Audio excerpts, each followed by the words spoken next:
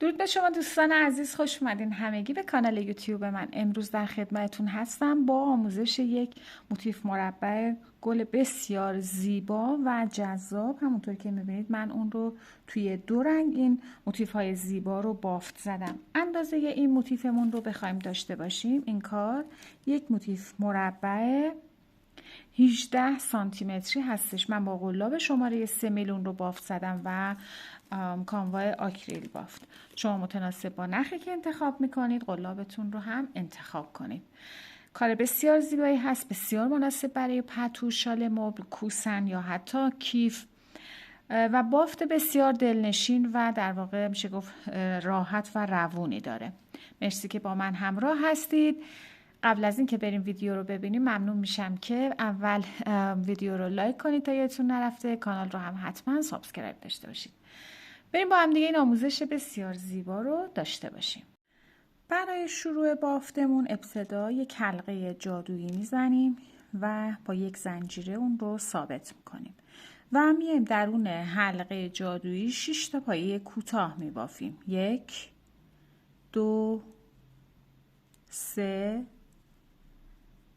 4 5 و 6. نخ حلقه رو میکشیم و در آخر میایم بست میزنیم به 1 2 3 4 5 6. اولین پایه کوتاهی که بافته بودیم به این صورت. برای شروع رج دوم میام 1 2 3 زنجیره میزنم تا عنوان اولین پایه بلند. میام توی همون فضایی که الان بست زدیم 2 تا پایه بلند میبافم. 1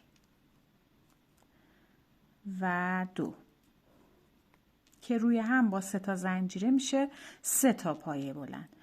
میرم درون پایه کوتاه بعدی تکرار میکنم 3 تا پایه بلند هم توی این فضا میبافم. توی این رج ما روی هر کدوم از پایه ها 3 تا پایه بلند میبافیم و در انتهای رج باید 18 تا پایه بلند داشته باشیم. آخر رج همونطور که گفتم 18 تا پایه بلند داریم، بست میزنیم روی سومین زنجیره از اون 3 تا زنجیره که برای شروع رجمون داشتیم. برای شروع رج سوم 1 2 3 تا زنجیره به عنوان یک پایه بلند و میام حالا روی رج قبلی 3 تا زنجیره هست که توی رج قبل زدم، درست زیر همین 3 تا زنجیره میام دورش رو میگیرم به صورت برجسته از رو یک پایه بلند میبافم.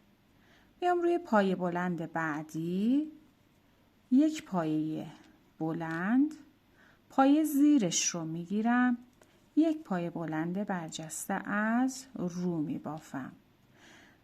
بعدی تکرار میکنم توی این رج روی هر کدوم از پایه ها ابتدا یک پایه بلند ساده میبافیم، همون پایه دورش رو میگیریم یک پایه بلند برجسته از رو میبافیم و به این صورت رج رو کاملش میکنیم. ببینید روی یک پایه بلند بافتم، حالا دور همون پایه رو میگیرم یک پایه بلند برجسته از رو میبافم. روی گندمیش یک پایه بلند، دور همون پایه یک پایه بلند برجسته از رو و به همین صورت کاملش میکنم. در آخر رج یه بست میزنیم به سومین زنجیره شروع رج، ولی بست رو از پشت بافت میزنیم که نخمون بیفته پشت بافت، چون میخوایم پای برجسته از زیر ببافیم یا از پشت. به این صورت خب بست رو پس از پشت بافتمون زدیم و حالا برای شروع رج چهارم میام یک زنجیره میزنم، میام از روی اولین پایه بلند برجسته‌ای که داشتم شروع به بافت میکنم، دورش رو میگیرم به صورت برجسته از زیر یک پایه کوتاه میبافم. توی این رج ما دور همه پایه ها، چه پایه بلند برجسته چه پایه بلند ساده‌ای که بافته بودیم، هر کدوم یک پایه کوتاه به صورت برجسته از پشت میبافیم و به همین صورت الگو رو تکرارش میکنیم.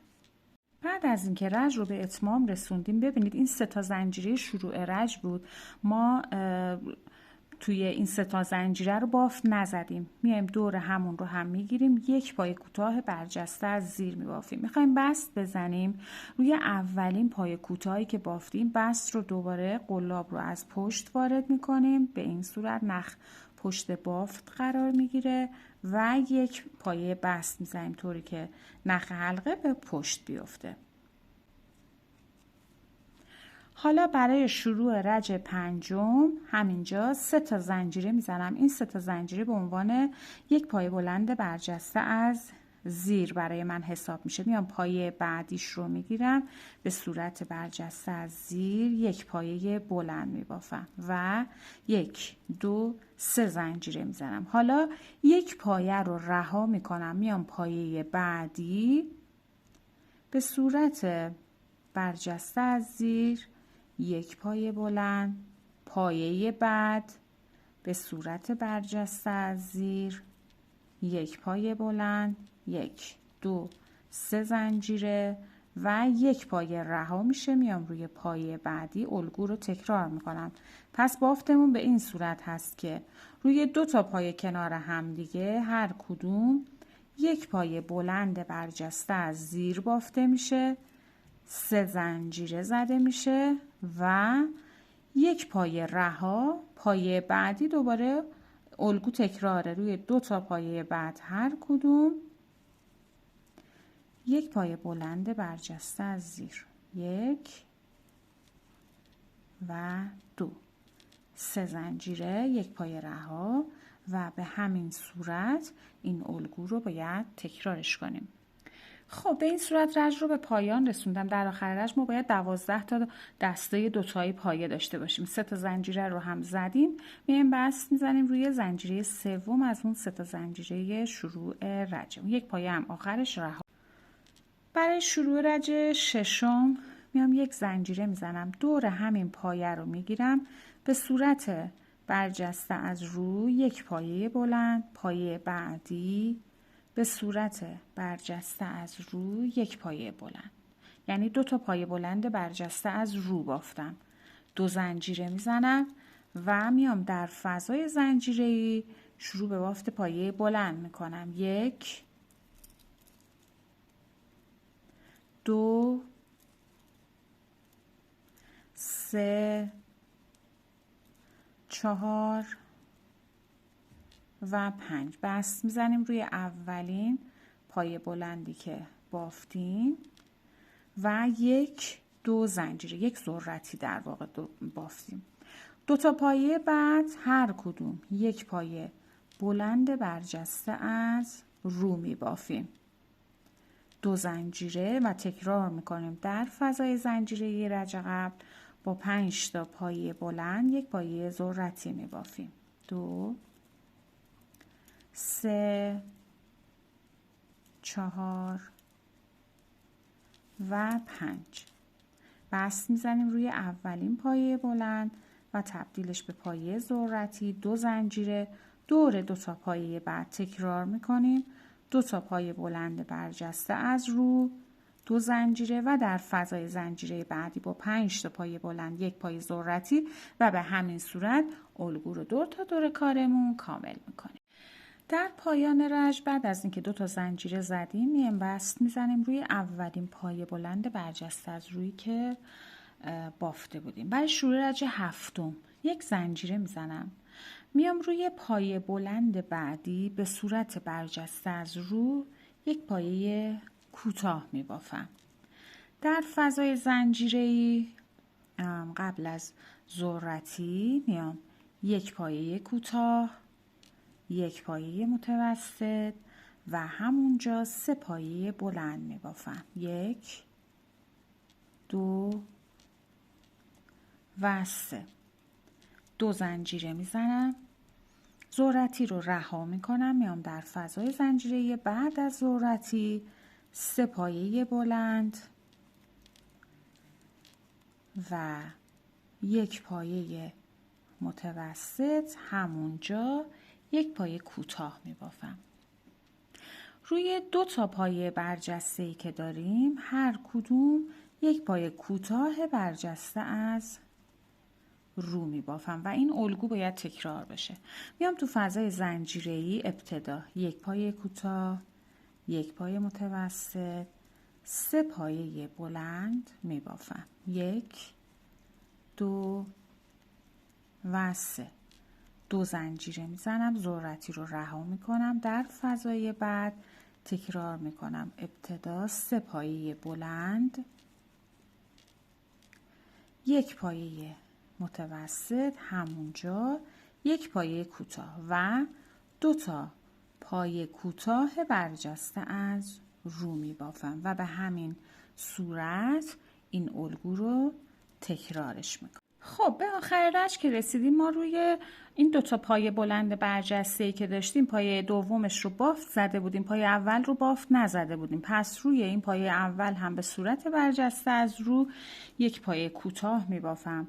حالا میخوام بست بزنم روی این پایه کوتاه اول رجم. بست رو دوباره از پشت بافتم میزنم که نخم بیفته پشت بافت. ببینید این کوتاهمون هست، قلاب رو وارد میکنم و به این صورت بست میزنم. خب در ادامه بافتمون حالا برای شروع رج 8، 1 2 3 زنجیره میزنم. این دسته پایه هایی که توی این فضا بافته بودیم، یه پایه کوتاه، پایه متوسط، 3 تا پایه بلند داشتیم. روی پایه سومش از پایه بلند ها میام به صورت برجسته از پشت یک پایه کوتاه می بافم و بدون اینکه زنجیره‌ای بزنم روی قسمت بعدی پایه بلند اول دوباره یک پایه کوتاه برجسته از پشت می بافم و 3 زنجیره می زنم. حالا این قسمت پایه برجسته هایی که اینجا داریم به سمت رو که بیارم، این پایه‌ای که اینجا هست رو می گیرم، یک پایه کوتاه می بافم و 3 زنجیره می زنم. و این الگو رو تکرار میکنم. میام روی قسمت بعدی، اولین در واقع سومین پایه بلند از این سمت به صورت برجسته از زیر یک پایه کوتاه، پایه بلند بعدی از سمت دیگه یک پایه کوتاه برجسته از پشت و 3 زنجیره میزنم.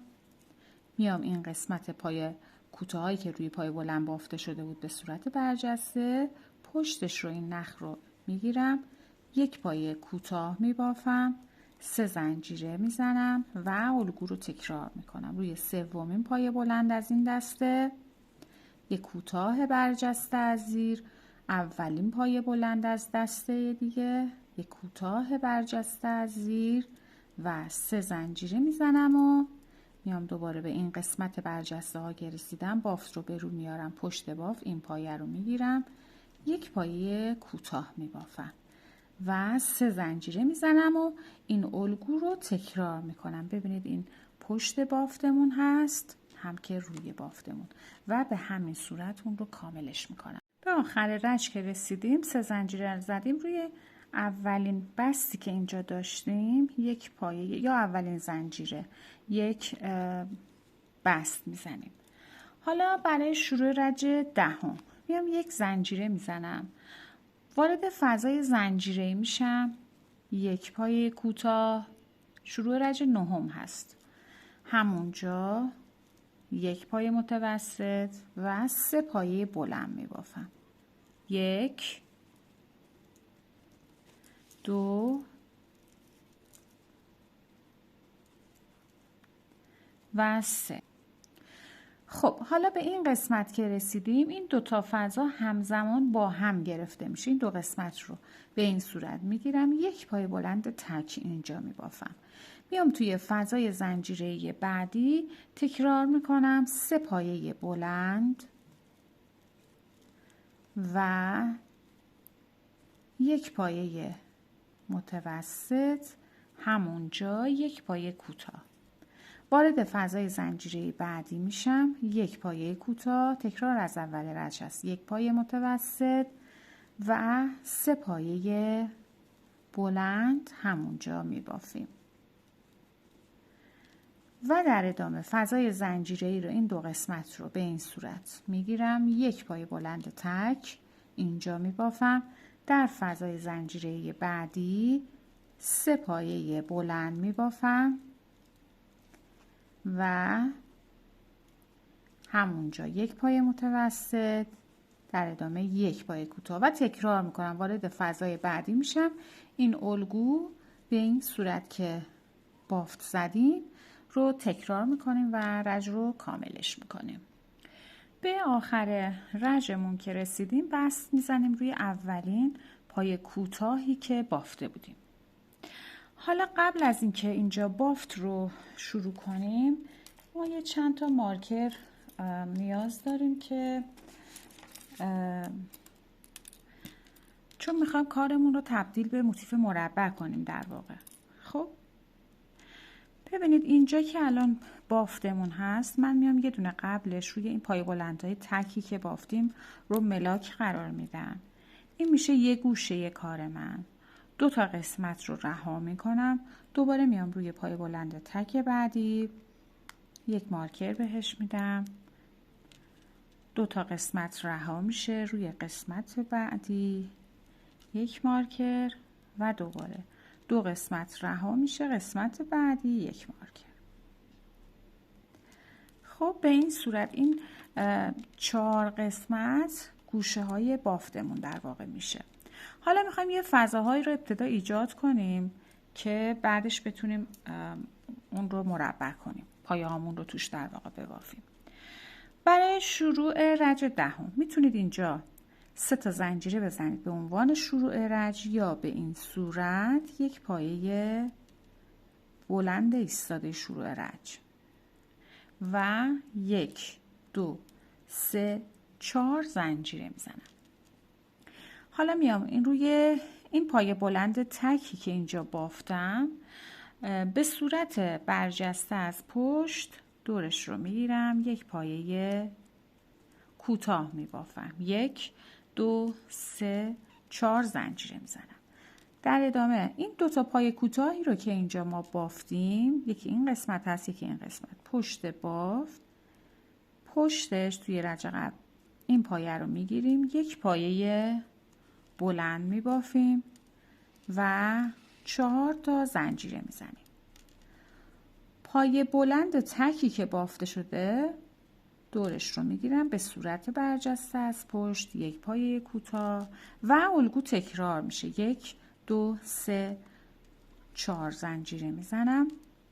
میام این قسمت که پایه کوتاه ها رو داریم پشت بافتمون به این صورت این پایه رو میگیرم، یک پایه بلند میبافم، 1 2 3 4 زنجیره و الگو به همین صورت تکرار میشه. این مارکرها برای رج بعد گذاشته شده. دور پایه بلند تک رو میگیرم، یک پایه بلند تک پایه کوتاه برجسته از پشت میبافم، 4 زنجیره میزنم و الگو رو به همین روش گفته شده تکرارش میکنم. 1 2 3 و 4 زنجیره. ببینید این میشه پشت بافتمون هست، این هم که روی بافتمون و به هم در آخر رج میایم بست میزنیم روی اولین پایه بلندی که بافتید. اگه 3 تا زنجیره بود که به زنجیره سومش. خب به این صورت رج رو به اتمام میرسیم. رج 11 با یک بست وارد فضای زنجیره‌ای میشم، یک زنجیره میزنم و همینجا 4 تا پایه کوتاه میبافم، 1 2 3 و 4. فضای بعدی 1 2 3 و 4. فضای بعد 1 2 3 4 پایه کوتاه و فضای بعدی 1 2 3 و 4 پایه کوتاه. ببینید 1 2 3 4 توی 4 تا فضا هر کدوم 4 تا پایه کوتاه بافتم. فضای بعدی میشه گوشه بافت من. پس باید بافت گوشه برم به این صورت که میام توی فضای بعد ابتدا 1 پایه متوسط و 4 تا پایه بلند میبافم. 1 2 3 و 4. 2 زنجیره میزنم. میام در فضای زنجیره‌ای بعد 4 تا پایه بلند میبافم. 1 2 3 و 4. همونجا 1 پایه متوسط میبافم. و حالا ادامه میدم. دوباره توی 4 تا فضا هر کدوم 4 تا پایه کوتاه میبافم. 1 2 3 و 4. خب ببینید 1 2 3 تا به این قسمت برسم. روی این 3 تا فضا هر کدوم 4 تا پایه کوتاه می. ببینید به این صورت 1 2 3 4 تا فضا رو هر کدوم 4 تا پایه کوتاه بافتم. و فضای بعد میشه گوشه بافتم. پس بافت گوشه میریم با 1 پایه متوسط، 1 پایه بلند میبافیم، 2 3 4. 2 زنجیره. فضای بعد این گوشه دوم کارمون هست. ابتدا 4 تا پایه بلند میبافیم و توی همون فضا 1 پایه متوسط و از فضای بعدی شروع به بافت میکنیم. توی 4 تا فضا هر کدوم 4 تا پایه کوتاه رو بافت میزنیم تا به گوشه بعدی برسیم و به این صورت الگو رو تکرار میکنیم. ببینید من الان 1 و 2 تا گوشه رو کامل کردم. بین گوشه تا گوشه همونطور که گفتم 4 تا فضا داریم که در هر کدوم 4 تا پایه کوتاه بافته میشه. این میشه گوشه سوم و در آخر گوشه چهارم رو هم اینجا باید به همین صورت کاملش کنیم. خب به این صورت همینطور که میبینید من 4 تا گوشه بافتم رو به این شکل کامل کردم. حالا در آخر رژ میایم بست میزنیم روی اولین پایه کوتاهی که بافته بودیم. برای شروع رژ 12 همینجا میام 1 پایه بلند ایستاده شروع رژ میبافم. میتونید با 3 تا زنجیره هم شروع کنید و روی هر کدوم از پایه ها 1 پایه بلند میبافم. ما 4 تا دسته داشتیم که در هر کدوم 4 تا پایه کوتاه بافتیم دیگه. پس یعنی 20 تا پایه کوتاه بافتیم. پس روی اون 20 تا پایه کوتاه هر کدوم 1 پایه بلند که میشه 20 تا پایه بلند میبافیم تا برسیم به قسمت گوشه بافتمون. خب به این صورت 20 تا پایه کوتاه بافته میشه. پس اون رو ادامه میدیم و میبافیم.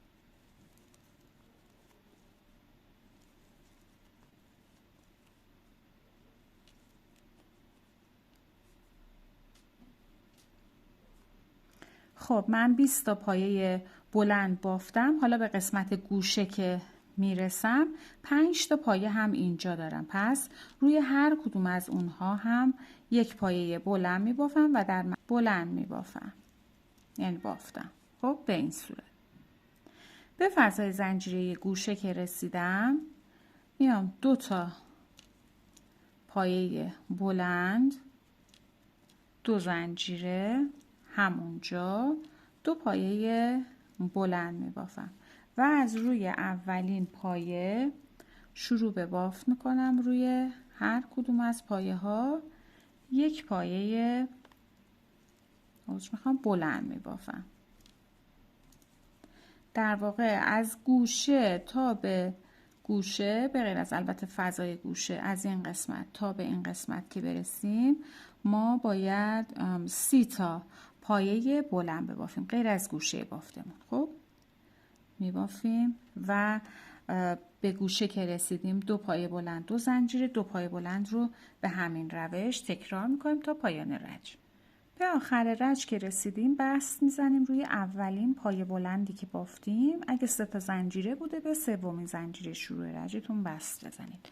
برای شروع رج 13 و رج پایانی ابتدا 1 زنجیره میزنم و به صورت برجسته از زیر میام 1 پایه بلند میبافم و این الگو رو تکرار میکنم. روی هر کدوم از پایه ها به صورت برجسته از زیر 1 پایه بلند میبافیم تا برسیم به گوشه بافتمون.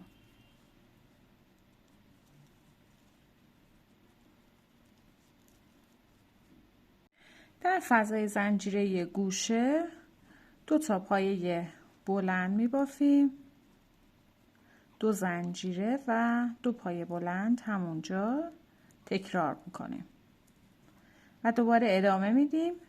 دور هر کدوم از پایه ها به صورت برجسته از پشت 1 پایه بلند میبافیم. البته من کامل بافتم، این ضلع آخر هست و به همین صورت الگو رو کامل میکنیم. فوق العاده جذاب و کار بسیار زیبایی هست و بافت دلنشینی هم داره. و پایه آخر هم به همون صورت 1 پایه بلند برجسته از پشت و در ادامه بست میزنیم روی زنجیره سوم شروع رجمون و نخمون رو اینجا کاتش میکنیم